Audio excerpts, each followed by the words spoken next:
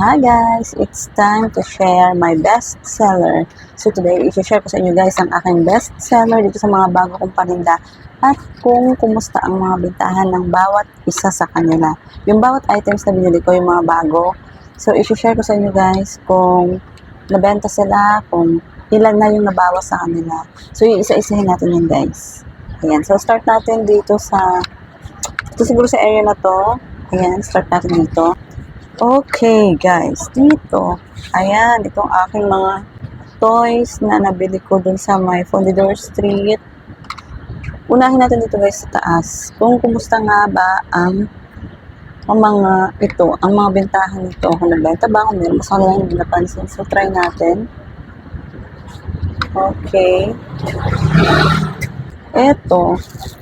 Etong snake ko guys na tag 25. Nag-display ako dito guys ng 5 peraso. So ayan, 6 yung pinlip ko dito and nabentahan tayo guys ng 3. So far, 3 pa lang nabenta pero tag 25 pesos naman kasi yan. So masasabi ko na okay din siya. Akala ko hindi siya mabebentahan eh. Pero ayan, meron tayong 3 dyan. Then, eto guys, itong bago kong water games na ganyan. Hindi pa ako nabentahan din kahit isa. Yan, wala pa tayong benta din kahit isa. Dito naman sa motor, meron na akong benta dito. Ayan, siguro 2 na yung nabenta ko dito.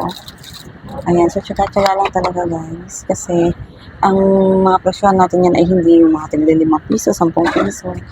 At lalo na ngayon na magbabakasyon na pero guys, nung nag-display ako dito ng mga bagong laruan, nag-boom yung aking mga toys at lalo siyang dinagsa. Lalo akong nagkaroon ng customer kasi siguro sa tagal nang wala akong bagong mga laruan, siguro nasabik sila kasi nakita nila may bago ayun nagsibilin ka ng mga bulilit. Then, ano pa ba yung bago ko dito? Ito dito muna guys. Itong mga pads. Ito uno cards ko guys. Ayan. May mga bawas na din yan. Ito guys, marami nang nabawas dito. Ito yung aking pokers. Ayan, marami na nabawas dyan. So, ayan, may bawas na din ang ating Rubik's Cube. So, halos lahat naman guys ay nabilihan siya. Tapos, dito sa baba, isa lang nilagay ko ito. Lagi na umulong pag dumadaan kasi itong card, ayan, meron na din nabenta na ako dyan ng 3. Tikikinsi ko yung binibenta. So, 3 na yung nabenta ko dyan. Ito, isa pa lang nabenta ko dyan sa Gemstone Jewelry. Ayan, isa pa lang. And dito sa bag, ayan, 3 na yung nabenta ko dito guys. Kahit 40 pesos siya. Ayan, nabenta tayo ng 3 piraso na. Kaya yung purple is isa na lang. Then, ang aking mga bagong bottles ito. Ayan yung mga gun. Isa pa lang ang nabenta ko dito dahil ang nabenta ay mga baril ito. Ayan, nauna yan. Then, dito tayo guys. Ay, yung mga pads ko dito sa taas. Ang hindi pa nabenta sa akin is yun. Itong ating spinner. Kasi siguro sa location, medyo tago kasi siya. Ayan medyo tago siya. Pero may tagal naman. Dito tayo nabentahan guys na marami-rami dito sa kamay na keychain, yung skeleton na keychain. Ayan na yung mga bawas-bawas niya guys. Then sa motor, meron na din. Meron yung bawas niya sa aking motor. Yung nail polish, hindi ko gaano nakapansin. Pero pag napansin yung mga bata at sunod-sunod na yan.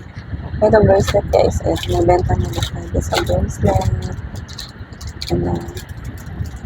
Tapos, ito dati na to yan. Dito naman, sa part na to, ito malakas sa kanto guys, itong sprinklers na to. Ito yung isa sa mga bago. Malakas yan. Paubos na nga pala guys ang aking mga sour. Ubos na talaga ito. Wala na ako sa box. Ayan na lang yung aking mga candies. May mga box ko rin na wala nang laman. Ayun na naman, ito lang yung bago ko dito, no? Tapos, itong Chinese garter, 2 ang nabentahan ko na. Ayan, yun lang naman dyan. So, dito sa maraming bago. Ayan. Eto guys, dalawang pack yung binili ko dito, diba? So, 4 na lang yung natira. Ayan, mabenta sa akin guys. Mabenta yan. Isa yan sa mga fast-moving na items ko. At ito naman, mabenta din sa akin to sa mga bata na maliliit. Ito puno to siya guys. Ayan na lang. Yan, maraming bumibili ng mga piglets. Tutuwa sila.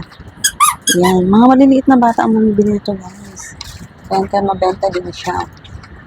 Dito naman, hindi pa ako nabentahin yan. Wala pa. Siguro po ngayon, kasama mga pera sa mga bata. Dito sa ating rainbow circle, ayan, nabentahan na ako dyan. Ayan. Tapos yung balloons, bubbles, yung maliliit. Ayan, may mga bumili na din yan. Ito guys, isa pa lang. Kasi 50 pesos ko ito binibenta. So may isa pa lang tayo dito na sale. Ayan, na sold. Isa pa lang. And dito tayo sa baba. Itong aking clay ay 2 piraso na lang natira yan. Tigbe-20 to. Ito na lang natira, 2 na lang. Then, eto na guys. Ito ang isa sa mga best seller ko. Itong ating crystal mud. Ayan, paubos na to siya guys. 6 packs lahat ang binili ko nito. Yung paubos na siya. Ito na lang ang stocks ko. Ayan na lang po yung stocks ko. Ayan, clay na yan. Ito na lang siya. Ayan, itong may bawas, tapos isang pack. So, ayan na lang. Kasi mabilis siyang maubos. Mabilis siyang nabenta. Dito nga pala guys, about dito sa ating clay, sobrang ka-disappoint ako. Nirecommend ko pa naman sa inyo. Pasensya na guys. Kasi hindi ko din alam. Yung texture niya is sobrang lambot pala niya. Yun pala yung catch. Kaya pala mura, 20. Kaloka. Kasi nung inano ko, binuksan ko siya. Trinay ko dun sa dati. Yung sa ibang pinagbilhan ko, hindi solido siya. Ito, sobrang lambot niya. Hindi mo siya malalaro ng ano. Pero, tinatry ko yung best ko na mabenta, mapaubos. Ang dami ko na mabinili. Pero yun, sana maubos ko din. Tapos pag naubos, babalik na lang ako sa dati kong pinagbilhan. Then, so ayun yung about dun sa clay. Pero ayun, buti nabibenta pa din. Tapos ito, may ganito ako bago, diba? Ayan, nabibenta pa din yung guys. Hindi pa ako nakakapag-refill kasi nag-diretso vlog agad ako bago mag-refill. So mamaya na ako mag-refill after. Tapos dito sa mga candies, ito aking bago. Ayan, nabibenta din sa akin to guys. Ito na ba yung bago ko dito? Ito yung mga candies ko sa baba. Ito na yung bawas niya. Ayan. Yan, sa dami ko kasi ng candies, may mga iba na hindi talaga muna napapansin guys, diba? Ito, marami bumibili nito siya. Ayan, pero sa re-refillan ko na naman yan. Puno yan eh. Tapos ito din, okay din to. Mabenta din siya guys. Then, ito ang hindi pa masyadong napapansin. Ito kasi yung binibili nila. Ayan, pero pag naubos to, ayan, ito na ulit yung bibilihin niya. Mapapansin nila yan. Masarap to siya guys pag ilagay sa ref. And dito guys, pagdating dito, itong aking mga watch, nakalagay dito guys. Ito aking mga watch, hindi pa ako guys nabibentahan ito. Siguro sa location niya. Ayan, siguro sa location din. Kaya hindi pa talaga ganong napapansin ng mga bata. Ayan.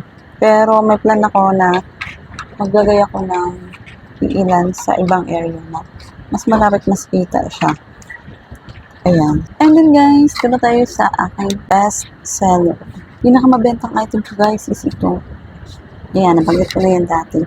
Sobrang bilis niya. 2 days or 3 days lang ata guys, ubus na siya yung isang pad. So yung pinakamabenta sa akin dito sa lahat. So okay naman guys, ang bitahan ko dito sa mga paninda ko. Gaya nga nasabi ko kanina, mas dumami yung mga bumibili nung nagkaroon ako ng mga bagong display. Kasi ang tagal ko nga hindi nagkaroon ng mga bago dahil may mga pinaubos ako. Doon ako nag-focus sa mga candies. So ngayon, ang mga candies ko naman paubos na. Dahil nung last time na namili ako, ay puro mga toys lang. And ilang candy lang yung binili ko. So susunod ko pagpunta sa Divisoria is, yun naman guys, ang tatrabahuin natin. Ang aangkatin natin mga candies. Candies naman ng mga nakapack. So, ayun guys, yun ang update ko dito sa mga bago kong display. Yun ang mga bentahan ko. Ayan. So, ganun po sila nabenta. And sana more sales pa. And more sales pa para makabalik na agad tayo ng Divisoria. Sana mabenta ko na agad ito. And okay naman guys, ang bentahan ko ngayon, hindi naman siya matumal. May mga bata naman bumibili everyday yan. Then yung lalagyan ko guys, puno na ng coins. And nakapagbalot na ako ng nasa 3K yata. Para ipapalit ulit para yun ang like pahunan naman tayo sunod natin balik. So yun na guys, happy selling sa ating lahat. Sana kayong din ay nakakabenta ng maayos. And everyday sana kayong makaka-sale ng maayos. So yun lang muna guys sa ngayon. Thank you so much. See you on the next video. Bye!